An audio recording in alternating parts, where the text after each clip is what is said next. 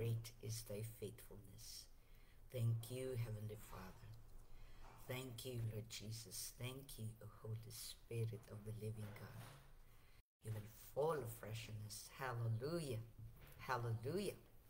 Magandang umaga po sa lahat ng mga kapatid sa Panginoon, sa Mighty Warriors Christian Fellowship. Magandang umaga sa mga kapatid sa Doha, QICM, Rise Vision Families sa Doha, at sa lahat po ng nakikipag-aral sa amin ay welcome po at magandang umaga po sa inyong lahat. Tayo po ay manalangin. Ikinasisi at ikinagagalak naming muli, Panginoon, na kami ay maturuan. Bigyan mo po kami ng puso mapagpakumbaba, na kami ay nagnanais na matuto ng inyong mga salita upang ito'y aming masunod. Sumunod kami sa iyo, Lord. Maraming salamat po sa patnubay ninyo sa amin sa pag-aaral. Ang kapangyarihan ng Banal na Espiritu mong papaunawa nito sa amin. At salamat po at Diyos Ama sa pangalan ng aming Panginoong Jesucristo. Amen. Amen. Yan, good morning, Sister Evelyn Oblea, Sister Tess UC. Malamig po sa aming lugar ngayon, biglang lumamig. Kasi kahapon po, overnight, kahapon, ulan po ng ulan. Ganyan din po ngayon. Makulimlim pa rin po ang panahon. Kaya kailangan kauling magbihis ng long sleeves, ganyan. Hallelujah. Okay, let's get to the point. Ika nga. So kahapon po, napakaganda ng ating topic na malaya tayo na gumawa ng mabubuting bagay ayon din sa salita ng Diyos. Kaya mag-iingat tayo sa kalayaan na ibinigay ng Diyos sa atin, sapagkat ito ay ipinagkaloob sa atin ng Panginoong kalayaan sa kasalanan. Subalit mga bagay na ating pipiliin ay magiging sang-ayon pa rin sa kanyang banal na kalooban. At napakaganda po noon, malaya tayo, gagamitin ang ating sarili para maparangalan ang Panginoon. So, bago po tayo pumunta sa bagong topic natin, 1 Corinthians 10:31. 1 Korinto, 10 kabanata, talatang 31. 1 Corinthians 10:31. 1 Corinthians 10:31. Ito po ang ating mababasa. Yan, good morning, Sister Arlene Sarmiento. Ayan, magandang umaga. 1 Corinthians 10:31. Kaya nga, kung kayo'y kumakain o umiinom o anuman ang ginagawa ninyo, gawin ninyo ang lahat sa ikararangal ng Diyos. Tingnan niyo po yun, no? Napaka-specific nyon. Kaya nga kung kayo kumakain o umiinom o anuman ang ginagawa ninyo, gawin ninyo ang lahat sa ikararangal ng Diyos. Tingnan niyo po, doon ipinapahayag sa atin, pati na yung ating pag-inom ng tubig, anuman ang inilalagay natin sa ating katawan. We're very careful of it. Diba? Sabi niya, maliwanag yun. Kumakain, umiinom, anuman ang ginagawa, do it all for the glory of God. Kaya nga po, bago tayo humakbang ng anumang bagay, isipin po natin ang mabutihan. Hindi po yung mindless, ika nga, yung hindi mo na iniisip, automatic mong ginagawa. Hindi. Ang isang mananampalataya ay sadya ang kanyang buhay. Sadya. Hindi ito bara-barabay, di ba? Sabi nga doon sa isang awit, naalala nyo po yung awit na yun. Kaya lang, matagal na rin po yung awit na yun. Mas matanda sa akin. Yung, que sera, sera, sabi niya. Whatever will be, will be. Hindi po ganoon na ating buhay. Pagamat yun ay inaawit. Whatever will be, sabi niya, hindi po. It is calculated, it is controlled. Kasi nga, iniingatan natin ating buhay because Jesus said we are the light of the world, we are the salt of the earth. Binabantayan talaga natin po ang ating sarili. Ang disiplina sa ating sarili sa pag-inom o pagkain o anuman ang ating ginagawa natin yan para sa ikapupuri at ikaluluwalhati ng ating Diyos na tinanggap bilang sariling tagapagligtas, at kung tayo tunay na mananampalataya, sumusunod tayo sa Kanya. Yan po ay ipinaliliwanag ng maayos ng banal na kasulatan. Sabi niya, gagawin ko ang ating pagiging tanong, gagawin ko ang lahat sa ikararangal ni Kristo. I will do everything for the glory of God. Para hindi madungisan ang pangalan ng ating Panginoong Kristo. We are followers. Tayo ay tagasunod. Kaya kung tayo tagasunod, makikita nila, maririnig nila, mamamasdan nila sa ating buhay na tayo mga mananampalataya. Kahit hindi tayo kumikibo, alam na nila kaagad. The way we act, the way we see things, the way we talk, the way we listen, lahat ng bagay, ito po ay mahalaga para sa ating bilang mananampalataya. Ngayon, ang tanong uli sa atin ngayon ay, paano mo makakayanang maunawaan ang kalooban ng Diyos? Paano? Di ba? Paano nga? Kasi nga, iyan ang mga tanong eh. Iyan po ay natural na magtatanong tayo, di ba? Kung tayo man ay may itinatanong, mabuti nang magtanong. Tanungin natin ng mabuti ang ating Panginoong Diyos. When we pray and communicate to Him, pag tayo nakikipag-usap sa Kanya, hindi lamang sa mga bagay na hinihingi natin, kundi tayo nakikipag-usap, Lord, paano ko magagawa ang kalooban mo? Alam niyo po, nung Sunday was Pastor's Appreciation Sunday. Actually, for the whole month, actually yun. Any time of the Sundays. Pagkatapos po, hindi ko na po naalala yun. Pero, nung bandang hapon na ako'y naririto, they started to say, Happy Pastor's Appreciation Sunday po sa inyo. At marami po silang mga sinabing mga words, maraming mga very nakakaiyak na words, ika nga.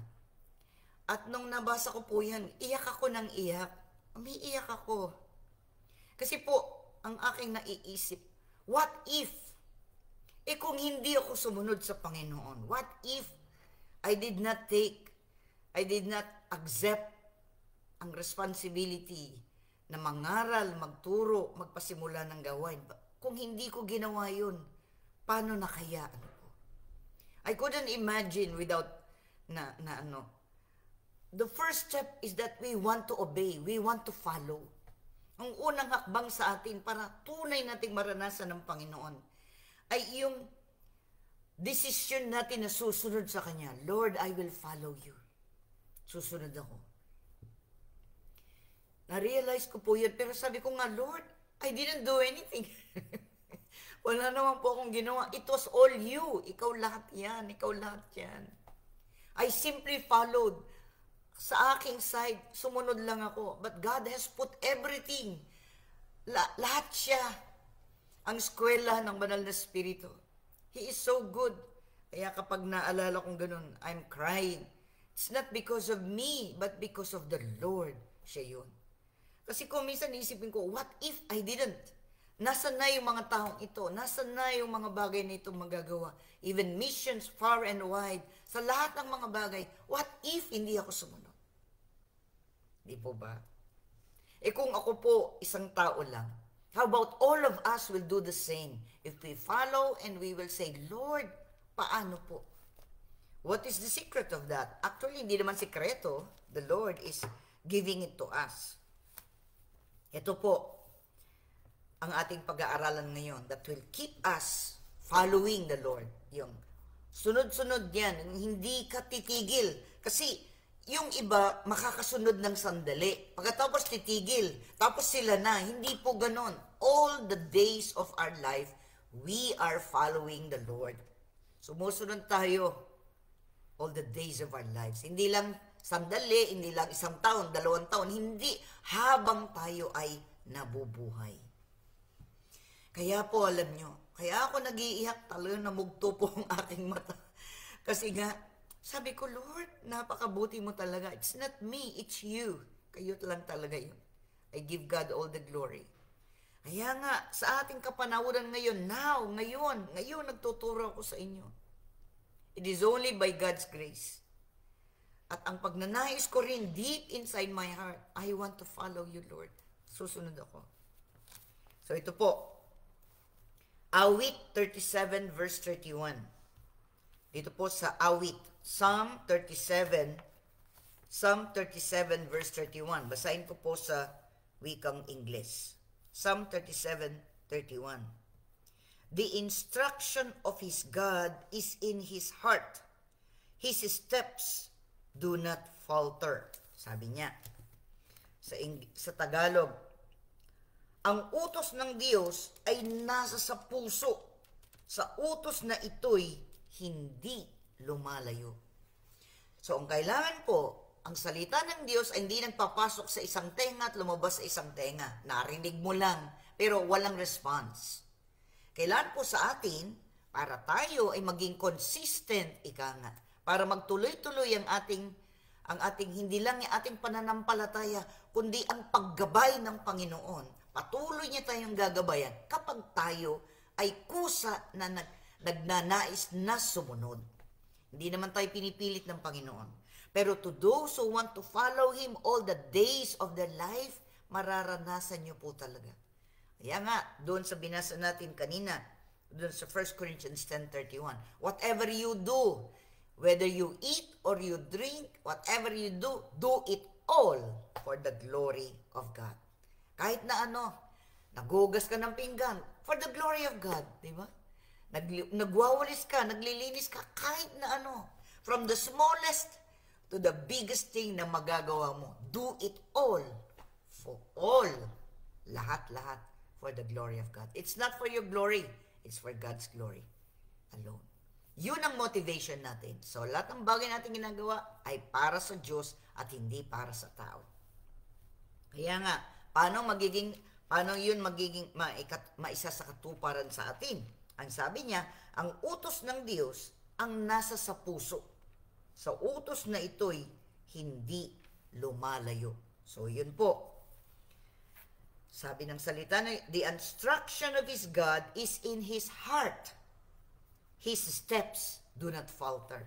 Tingnan niyo po, hindi magkakawindang-windang Hindi tayo matitisod, madadapa sa ating pananampalataya. Kasi nga, ang sinusunod natin ay ang ating Diyos. The steps of a righteous man are ordered by God. Diba? Dito po, Psalm 37 din yun. Verse 5, commit your way to the Lord, trust in Him, and He will act. Commit. Italaga mo talaga, kahit na whatever you do, italaga mo sa Kanya. Commit it all, kahit na Pero hindi, tatandaan po natin, hindi naman lahat ng pagkakataon, kahit na ginagawa natin ang kalooban ng Diyos sa ating buhay, laging yan ay tagumpay sa atin. Minsan, nagkaroon tayong mga pagsubok. Tinetest din ng Panginoon yung waiting period, yung in between ng pagsagot ng Panginoon sa ating kahilingan, merong panahong dumadaan. Pero habang tayo naghihintay sa kalooban ng Diyos, keep on doing the will of God.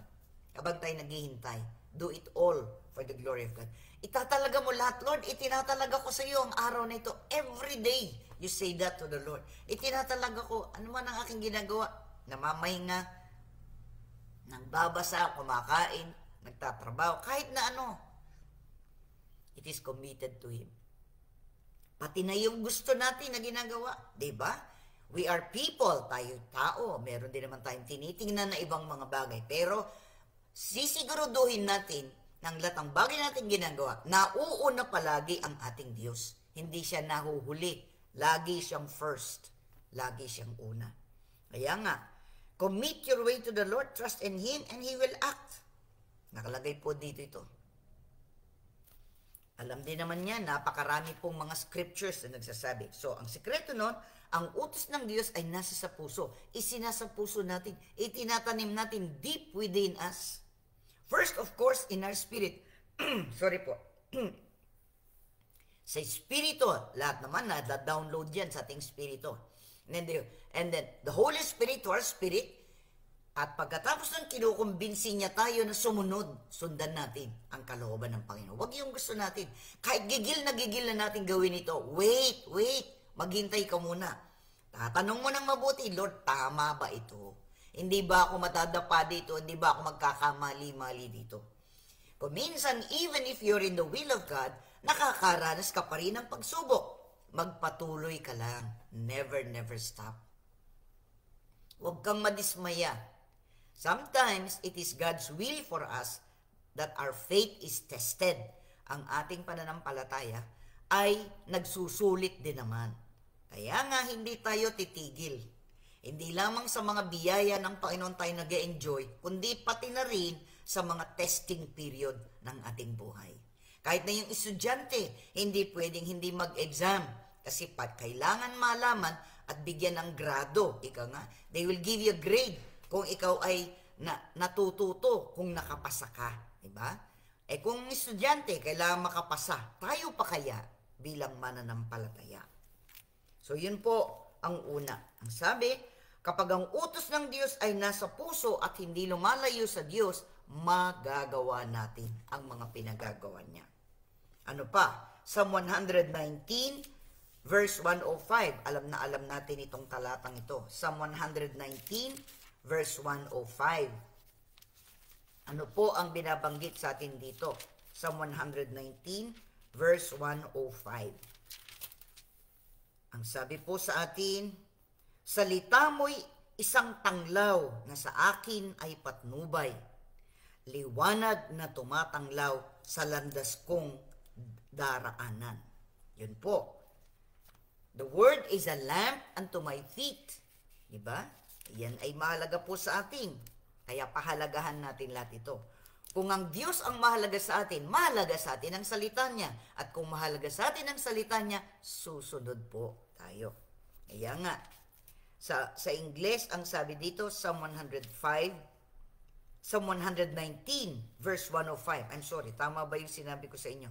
Psalm 119, verse 105. Psalm 119, verse 105. Tinitingnan ko lang po sa English. Psalm 119, verse 105. Ganito po, your word is a lamp for my feet and a light on my path. So gawin natin ang salita ng Diyos ay lampara sa ating paa para alam natin, nakikita natin. Ang salita ng Diyos ang magiging ganun sa atin. Salita mo'y tanglaw. Tanglaw. So, dito po sa mundong ito, madilim. But we are the light. Jesus is the light. And we are the light as well. Sabi niya, ang salita ng Diyos ay tanglaw na sa akin ay patnubay, liwanag. Yun po ang sinasabi, liwanag. Your word is a lamp for my feet and a light for my path. Hindi lang sa paa mo, dinadaanan mo, kundi sa malayo, ganun din. We need the light always. Diba? Ang unang-unang ipinahayag ng Diyos dito, let there be light. Magkaroon ng liwanag. Kaya nga, kung maliwanag, makikita natin. So, anong magiging liwanag natin? The word of the Lord, yun ang liwanag sa atin. Yun, your word is a lamp for my feet and a light on my path. Salita mo'y isang tanglaw na sa akin ay patnubay, liwanag na tumatanglaw sa landas kong daraanan. So, ibig sabihin nun, kung maliwanag, makikita mo yung dinadaanan mo, kahit may mga bato, makakaiwas ka sa mga bato, ganun, sa mga potholes, kung ano man, kung nagdadrive ka rin sa sakyan, kapag kagabi na, nagdadrive ka, kailangan mo talaga ng ilaw. Kasi, either mabubunggo ka, bubungguin ka, or hindi mo nakikita kung saan ka dumadaan. You always turn on the headlight. Diba, dalawang klase rin yung headlight eh. Yung immediate lang o yung long, yung ganon. Kaya nga kapag walang ilaw ang daraanan mo at wala ka namang kasalubong, yung mas mataas na hanggang malayo-malayo nakikita mo.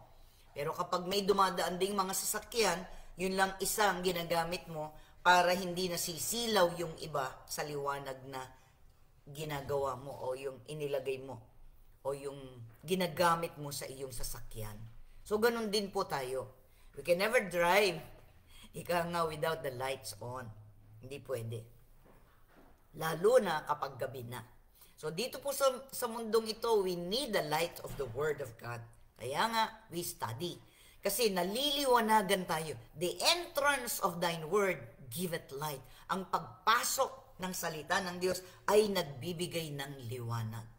So kapag ka ito ay magulo, kailangan mo talaga ng liwanag. Lord, ipaliwanag mo nga sa akin. Linawin mo nga sa akin ang mga bagay na gusto mo. Kung minsan po, ang pagsunod natin sa Panginoon ay step by step. Ibig sabihin nun, hindi sasabihin sa iyo ng Panginoon ang buong proseso na gusto niyang gawin mo. It takes a step of faith each day sa ating buhay. Kaya alam niyo po, ako ay nagpupuri, nagagalak sa Panginoon sa lahat ng bagay, sapagkat tama siya. He is always right. Tama siya. Hindi po siya nagkamali ang Panginoon. Never na nagkamali siya. So ano pa po? Ang utos ng Diyos ay nasa puso at hindi tayo lalayo doon. Tapos ang salita ng Diyos ay isang tanglaw sa atin ay patnubay. Liwanag na tumatanglaw sa landas kong daraanan. Ano pa po? Psalm 143 verse 8. Psalm 143 verse 8. Dito rin po sa awit. Psalm 143 verse 8. Ang sinasabi po ng salita ng Diyos, ako ay umasa sa iyo nagtiwala, na kung umumagay, ipagugunita iyong pag-ibig mo na lubhang dakila. Ang aking dalangin na sa iyo'y hibik, patnubayan ako sa daang matuwid. So we pray that every day. Basahin ko po sa Tagalog, Psalm 143 verse 8. Let me experience, wow, ang ganda ng pagka-translate. Let me experience your faithfulness in the morning, for I trust in you. Reveal to me the way I should go, because I appeal to you. Reveal to me the way I should go. Ipaliwanag mo, ipahayag mo sa akin. Alam mo po, ang ating Panginoon is a revelator. Ibig sabihin, ipinapahayag niya talaga. Sa Kanya galing yon, not from people. Di po ba? Bago po tayo magtapos, nais ko lang sabihin ito yung, di ba yung sa Jeremiah 33 verse 3, alam natin yun, ha? Samahan ko na ng ganito, as the Lord reveals it to me now. Ano po sinasabi ng Jeremiah 33 verse 3? Call on me, and I will answer you, and I will show you great and mighty things thou knowest not. Samahan niyo po ko doon, basahin po natin. Jeremiah 33:3, alam ko po, alam na alam ninyo ang talatang yon. Diba? Tumawag kayo sa akin. The Lord says, call on me. Jeremiah 33 verse 3. Sige po, basahin natin sa English. Pero po tayong enough time. Jeremiah 33:3, ano po ang sabi doon? This is our hotline in heaven. 333. Hotline in heaven. Bakit? Anong sabi ng Panginoon doon? Jeremiah 33:3. Kung tatawag ka sa akin, ayun po, kung. So it means it's up to us. How often do you call? Gaano ka kadalas tumawag? Gaano? Call, Lord. Lord, kailangan ko kita, Panginoon. Oh. Kung yung mga cellphone ngayon, laging gamit ng lahat, gamitin din natin yung ating divine call. Yung panglangit na panawagan, panglangit na tawag. Di ba? Ano sabi ng Panginoon? Kung tatawag ka sa akin, tutugunin kita. At ipahahayag ko sa iyo ang mga bagay na mahiwaga na hindi mo nauunawaan. Wow. Tandaan po natin ito. Call on me. Baka tayo ang nagkukulang ng pagtawag. Kaya nga, hindi natin nararanasan ng Panginoon.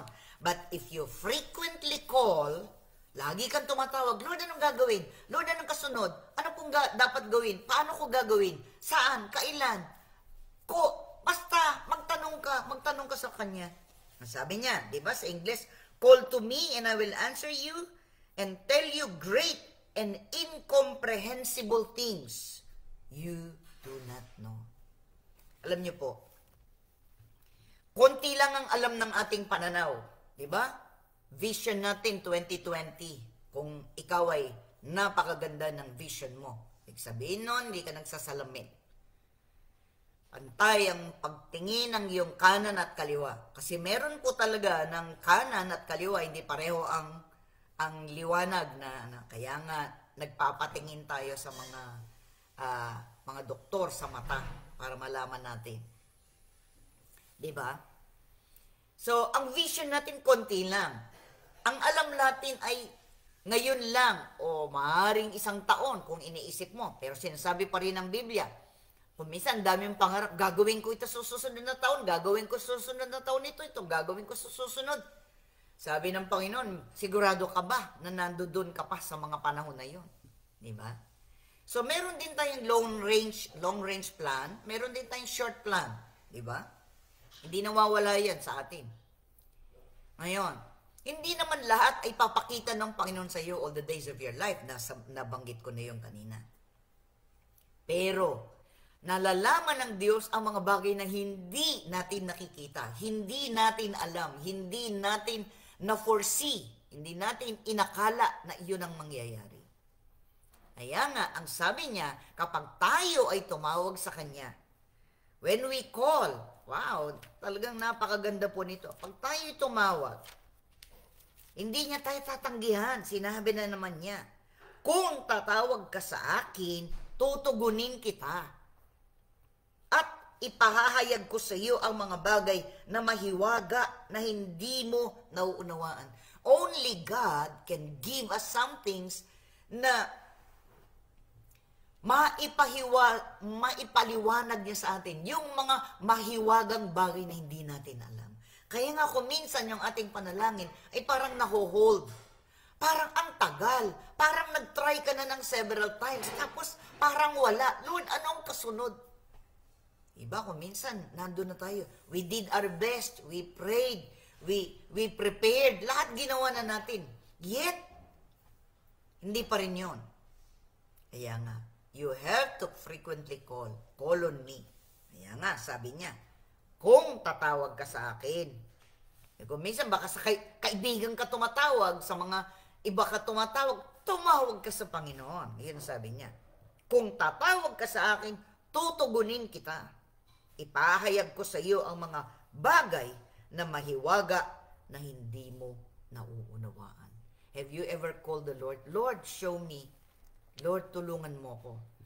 What do I need to know na kailangan para ma-accomplish ko ito? What do you want me to do? Anong bahagi ko? Siyang nakakaalam ng kinabukasan hanggang sa kawakasan ng iyong panahon, ng ating buhay dito. Yet, He wants us to call on Him para maipaliwanag niya ang mga bagay na hindi natin nauunawaan. He's going to unfold it to us. Ipakikita niya sa atin.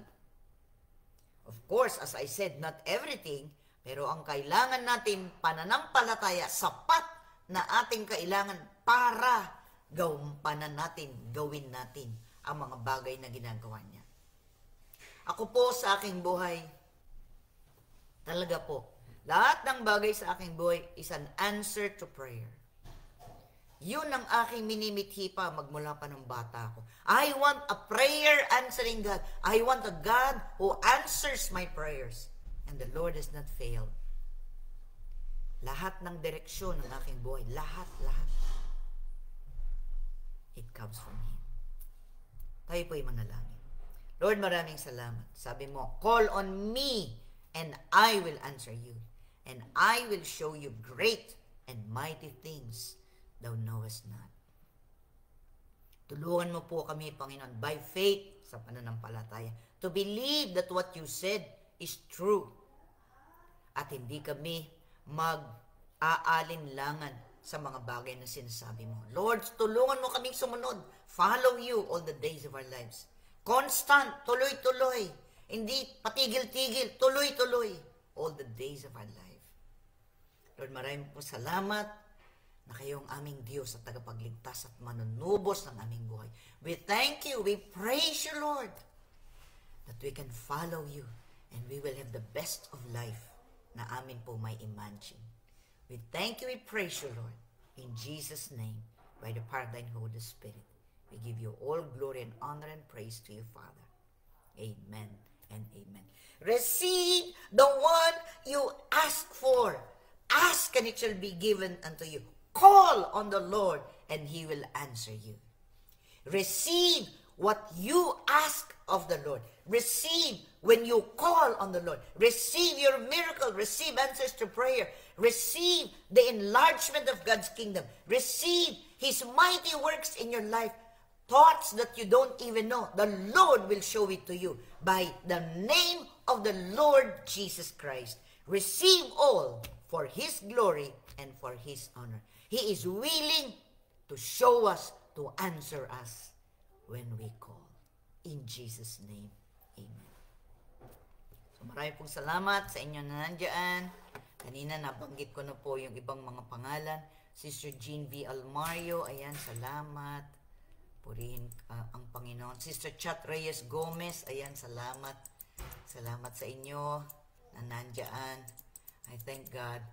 Kahit po dito ay 3 hours po ang ating difference, yet you are awake. God bless you.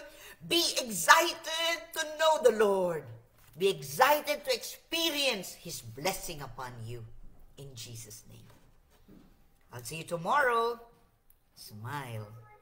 Jesus loves you.